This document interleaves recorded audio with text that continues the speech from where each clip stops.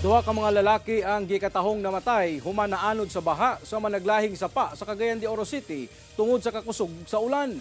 Samtang pipila ka mga kadalanan sa syudad ang nakasinati og urban flooding niadtong weekend. Ani ang dugang detalye.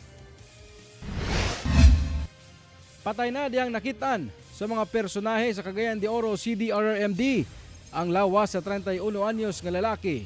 Human naanod sa baha sa barangay Tumpagon sa Cagayan de Oro City niadtong adlaw Miyerkules. Nakita na patayng lawas niini sa barangay Ipunan sa Cagayan de Oro City adlaw Domingo. Samtang usa ka lalaki sab ang patay.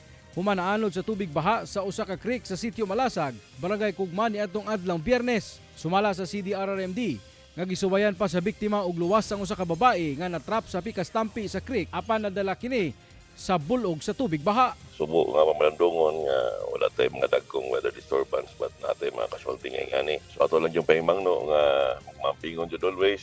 Samtang gibaha sab ang Master Sons Avenue sa Uptown Cagayan de Oro City tungod sa kakusog sa bundak sa ulan niadtong adlaw Sabado ug Domingo. Sa video nga kuha ni Bensay Ilyorin, makita nga mosulod na sa usa ka pribadong subdivision ang tubig baha sa Kauswagan Highway. Temporaryong di maagian ang eastbound lane sa maong dalan. Human milapaw ang tubig baha gikan sa Sapang Creek niadtong Sabado sa gabi. Makita pa sa video nga halos moabot na sa tunga nga bahin sa pickup truck ang baha. Hinuon karon nagpaygayon na og clearing operations ang DPWH sa lugar. Hopefully sa middle of the week mulurang na siya since almost 1 week naman po niya ito na experience. No?